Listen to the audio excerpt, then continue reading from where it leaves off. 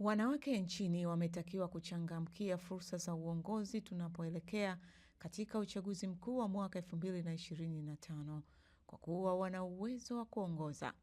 Hayo yameelezwa na msanii wa maigizo Hidaya Njaidi ambaye pia ni mama mzazi wa msanii wa maigizo Patrick Kanumba wakati wa mahojiano maalum na Sat Media, ambapo ameongeza kuwa mwanamke kama umeweza kuongoza familia, basi una karama ya uongozi, hakikisha unagombea nafasi mbalimbali. Ni mwenyekiti wa jukwaa la kumwezesha mwanamke kiuchumi wilaya ya Ubungo, lakini ni makamu mwenyekiti mkoa wa Dar es Salaam, pia ni founder wa umoja wa wasanii wanawake Tanzania UWAWATA. Kuhusiana na swala zima la uchaguzi, mimi mwenyewe ni mmoja kati ya watiania, kwa sababu hizi nafasi zipo kwa ajili yetu. Wanaume wao walishatambulika miaka mingi kama ni wagombea ama ni viongozi, lakini na sisi tunaweza kuwa viongozi. Mfano bora tunao kwa Mheshimiwa Rais Daktari Mama Samia Suluhu Hassan. Lakini hata hivyo, kwa mfano kama mimi nimeshafikia level ya kuwa mwenyekiti wa jukwaa la kumwezesha mwanamke kiuchumi wilaya nzima ya Ubungo yenye kata 14 na mitaa 90. Lakini bado kwenye mkoa wa Dar es Salaam mimi ni makamu mwenyekiti na shindani kupanda kwenda juu zaidi. Na kinachonisaidia ni hizi semina, hii mikutano, najifunza mambo mengi, najengewa ujasiri, najengewa uwezo. Mwisho wa siku na mimi najikuta ni kiongozi na naweza kuwa kiongozi kwa sababu najiamini, na sasa hivi ninavyosema hapa tayari nimetiania naenda kugombea. Nafasi gani tudokeze au tudokeze kwenye nafasi hipi na wilaya hipi? Nafasi ya ubunge. Sababu hizo nafasi pia zipo zinatusubiri sisi. Je, unahitaji hiyo nafasi? Kama unahitaji, ukifuatilia zile taratibu unafikia malengo. Lakini pia kikubwa ni kuweka rasilimali watu. Kwa maana hivi lazima ujiweke karibu na watu, lazima uwe mtu wa jamii, lazima uwe mtu ambaye hata ukienda kumwambia mtu nipigie kura, aweze kukupigia kura kutokana na mwenendo wako. Kama mimi fani yangu ya usanii, kutokana na heshima unavyojiheshimu, kutokana na ukaribu na watu, kutokana na kujitoa kwenye kazi za kijamii. Kwenye nchi zilizoendelea inavyosemekana, msanii akifanya kazi za kijamii anapata credit nyingi sana. Ndio maana hata mimi nafanya kazi za kijamii, ikiwemo kuchangia damu, watembelea watoto wenye vituo vikubwa na migongowazi pale Muhimbili, na kutoa misaada tofauti na kuwapa watu wenye mahitaji kile kitu ambacho kinaweza kikawasaidia kuwavusha kutoka walipo kwenda sekta nyingine. Kwa mfano kama watu wanaolea mayatima, mimi nakwenda kutoa elimu ya ujasiriamali na wafundisha kutengeneza sabuni.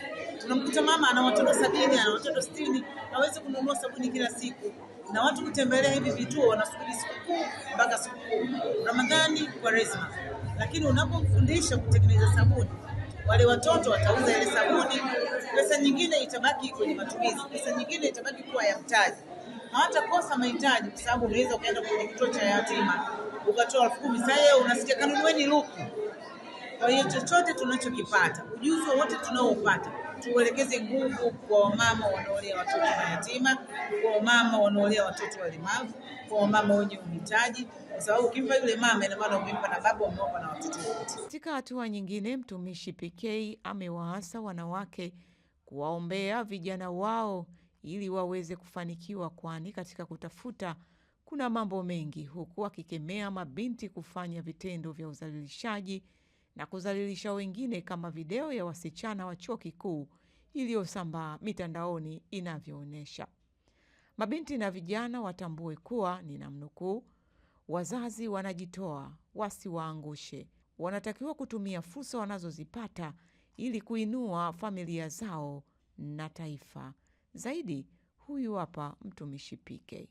Tumeona changamoto mbalimbali ambazo zinatokana katika familia ambayo haijasimama katika maarifa, ambapo pale mwanamke anaposhindwa kusimamia misingi ambayo Mungu anataka isimamie au maadili yetu hata ya Kitanzania, hususani kwa watoto wetu walioko vioni au jamii yetu inayotuzunguka.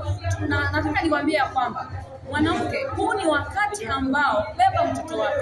Simaanishi baba mgongoni, hapana. Ni wakati wa kusimama na kizazi chako na uzao wako kwa maombi, lakini pia tuzungumze na watoto wetu, tuseme na watoto wetu, tuwakaribie watoto wetu.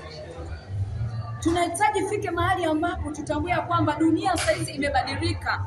kuna mambo ambayo yanaingizwa kinyemela kwa ajili ya kuharibu hata ufahamu wa watoto wetu. Tupo katika kongamano hili la kumuinua mwanamke, kuhakikisha kila mwanamke anatakiwa kufanya kazi.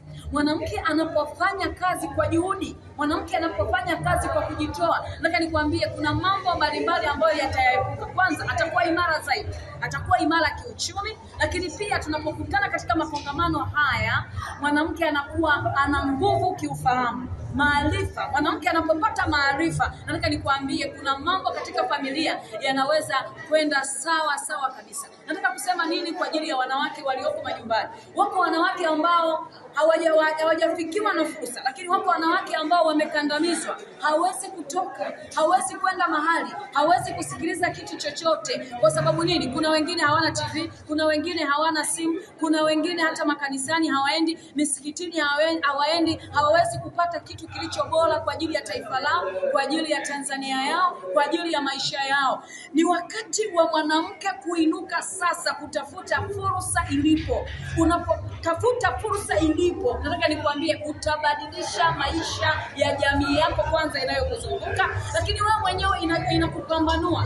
Tunapokutana na watu tofauti tunajipambanua.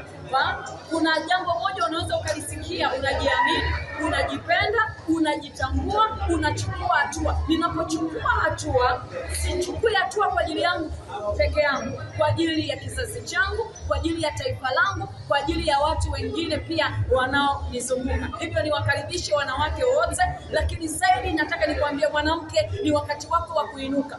Ni wakati wako wa kusimama. Acha kulia, acha kukata tamaa, acha kuinama, acha kujiona hauwezi. Belinda Semtandi, Sat Media, Dar es Salaam.